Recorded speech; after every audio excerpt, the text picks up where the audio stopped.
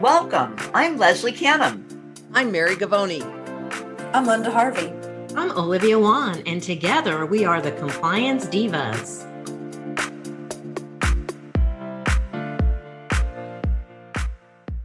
Welcome to the Compliance Divas podcast. I'm Mary Gavoni, and I'll be the moderator for this episode. We're going to talk about noroviruses today, kind of a not so fun subject, but given the time of year when people are in social settings and eating and drinking and possibly sharing beverage containers and so forth, we think it's worth talking about something that the CDC is concerned about, the surge of right now. The Compliance Divas bring clarity and simplicity to compliance by navigating the regulatory world to keep you on course. You can subscribe to the Compliance Divas podcast through your favorite podcast channel or on our website, thecompliancedivas.com. Resources that we mentioned during this episode can be found in the show notes on your podcast app. You can submit questions to support@thecompliancedivas.com. So noroviruses are often mistaken for the flu. And Linda and Leslie are going to talk about symptoms and how long you're contagious and so forth. But the thing to know that's very important is that 58% of foodborne illness in the US is actually caused by noroviruses. And as I said earlier, this is the time of year when, we're celebrating New Year's Eve, we're celebrating New Year's Day, and family and friends and gathering and perhaps tasting each other's beverages could make you sick. So we want to be very, very careful about that. The other thing to remember is that noroviruses spread through saliva. So there is some potential risk of being exposed to a norovirus in a treatment situation in a dental practice. So we're going to start out with our diva, Leslie. Can you tell us exactly what is a norovirus and how do they spread and what are some symptoms? Certainly, Mary. Well, norovirus is a very contagious virus that causes vomiting and diarrhea. Many times it's mistaken for the flu. It's sometimes called the stomach flu or stomach bug, but norovirus is not really even related to the flu. The flu is actually caused by the influenza virus, and norovirus causes acute gastroenteritis and an inflammation of the stomach or of the intestines. So most people with norovirus illness get better within 1 to 3 days, but they can still spread that virus for a few days after. It's actually spread because it's very contagious, and it's spread easily and quickly in different ways.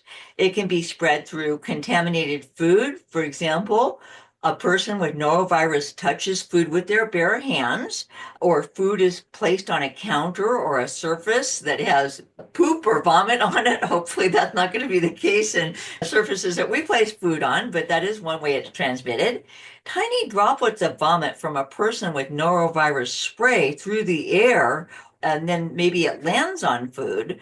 And then food is grown perhaps with contaminated water, like, for example, oysters or fruit or vegetables. And when then they're watered with contaminated water. And contaminated water, for that measure, it could be recreational water or drinking water that can get contaminated with norovirus.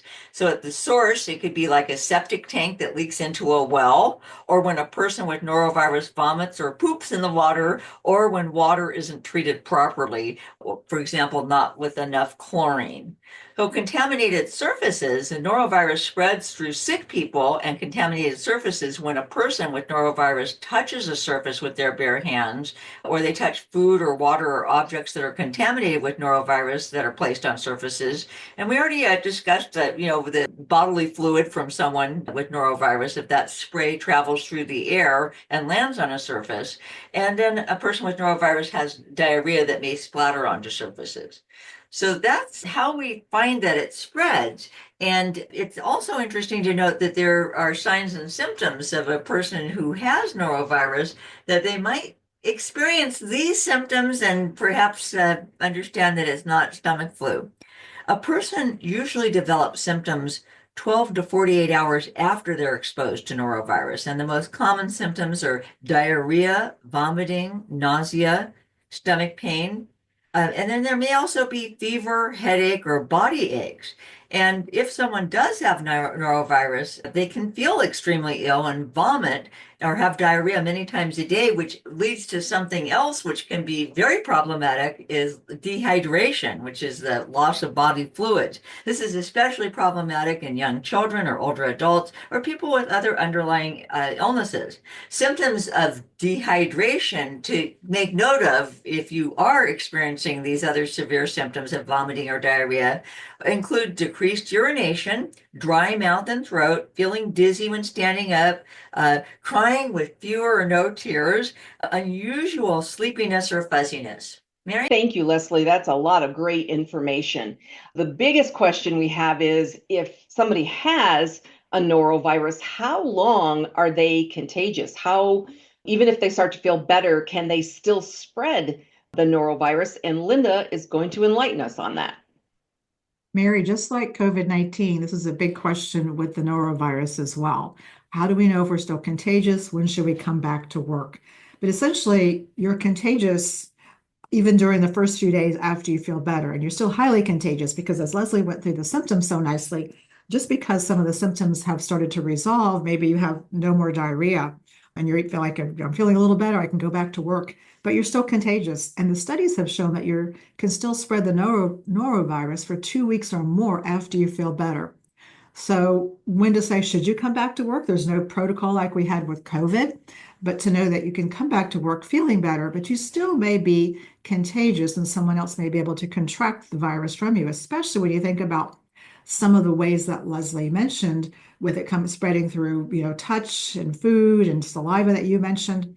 Work with patients and our coworkers in such close quarters in a dental practice that it could easily be spread. So when you're feeling better, it doesn't necessarily mean that you're ready to come back to work. So take it easy, make sure that all the symptoms have resolved, because this is one time, Mary, that we don't want the whole office out for norovirus when we can simply try to prevent that. And as you mentioned, here during the holidays, we're going to be around so many people, and some folks may be spreading it and not even know they're contagious at the time. So it's important to realize that even though the symptoms have resolved, you may still be contagious.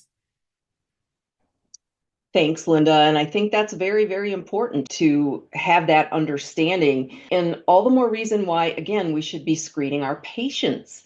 If they've had some not only respiratory symptoms, but if they've had any other symptoms, not been feeling well, then we need to know that because they could be contagious to us through their saliva. So our diva Olivia couldn't be with us today, but she wanted us to share some statistics from the CDC about noroviruses.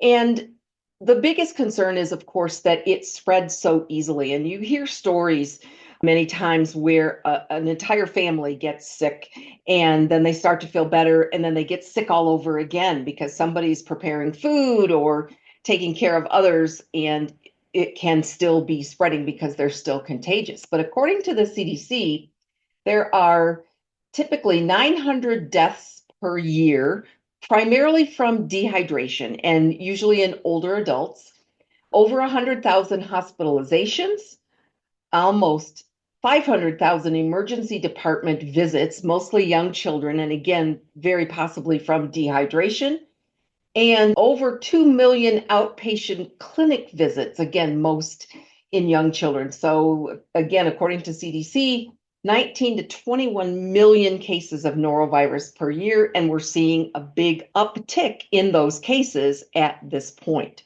So Linda, can you give us a little bit of info on, again, just as a reminder on how the virus is spread? Mary, this virus is highly contagious, as you and Leslie have already stated. So it's very important that we be careful with all of our preventive measures. Hand hygiene is always of utmost importance. And I know there was a lot of controversy over source control masks during the pandemic, but perhaps you would consider a source control mask when you're out in public for a few weeks and protect even in your practice. So just so that we can be cautious not to spread this virus even after we are feeling better. So those are some things to think about as far as protecting yourself, because we know, like as you mentioned, it's so contagious, and making sure that we just don't keep it circulating around the office or within our family. And so when you touch something with bare hands and you've got the contaminated surface from norovirus, from somebody's coughing, or as Leslie mentioned, spray and mist from other contamination from vomit or diarrhea. So being very careful if you're caring for someone at home who's sick with this, particularly children or a spouse or an elderly family member, to take time to be sure that you're cleaning and disinfecting your home well, and then continue to follow good protocols in your practice. Mary, I think those are the top ways that we can help prevent the spread. Perfect. And we understand that this is not the most pleasant topic to talk about right now, but it is very timely. And since the CDC has a concern that these noroviruses are spiking right now, more so even than influenza and COVID, we felt that it was important to just do a quick review and remind ourselves how to stay healthy. The Compliance Divas brings clarity and simplicity to compliance by navigating the regulatory world to keep you on course. If you have questions, you can submit them via email to support@thecompliancedivas.com. Resources that we mentioned, particularly from the CDC today, will be in the show notes on your favorite podcast app.